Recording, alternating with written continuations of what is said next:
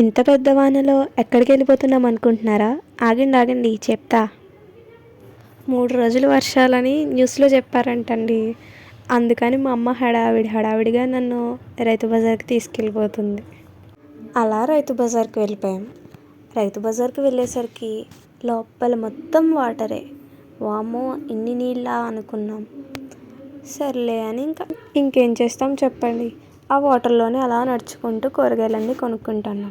మా అమ్మ ఫస్టే నాకు ఇష్టమైన బంగాళదుంపలు కొంటుంది. అమ్మో, ఏంటి ఈరోజు నాకు ఇష్టమైన బంగాళదుంపలు కొనేస్తుంది అనుకున్నా. ఈ లోపే నాకు ఇష్టం లేని కాకరకాయలు కూడా కొంటుందండి బాబు. ఇంత వర్షంలో వీడియో ఎందుకు తీస్తుందిరా బాబు అనుకుంటారేమో. సరదా అండి, జస్ట్ ఫర్ ఫన్ అంతే. దొండకాయలు చూసారా, ఆ నీటిలో నుంచుని మరీ ఏరుస్తుంది మా అమ్మ. ఆ తర్వాత ఆకుకూరలు, కొత్తిమీర, కరివేపాకు అలాంటివన్నీ తీసుకొని వచ్చేసాం బయటికి. అలా బయటకు వచ్చేసరికి స్వీట్ కార్న్ అమ్ముతూ ఒక అంకుల్ కనిపించారు. ఇంక మనం ఆగుతామా, స్వీట్ కార్న్ కూడా తీసేసుకున్నాం.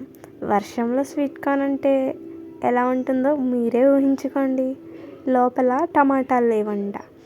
అందుకని బయట షాప్లో టమాటాలు కూడా తీసేసుకున్నాం. ఇంకా ర్యాపిడో చేసిన ఆటో కోసం వెయిటింగ్. ఓకే అండి, బాయ్ బాయ్.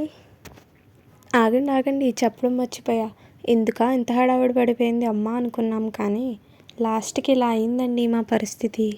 మొత్తం అన్ని స్ట్రీట్లోని వాటరే. ఒక్క స్ట్రీట్లో వాటర్ లేకుండా లేదండి. మొత్తం అంతా వాటరే.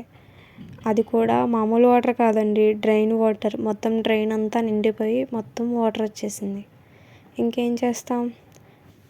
నీడున్న వాళ్ళ కోసం ఈ ట్రాక్టర్ వచ్చి మమ్మల్ని రోడ్డు మీద దింపుతుంది. అక్కడి నుంచి మేము వెళ్తున్నాం. ఈ ట్రాక్టర్ పెట్టి మంచి పని చేశారండి బాబు, లేదంటే ఇంకా మా పని అంతే.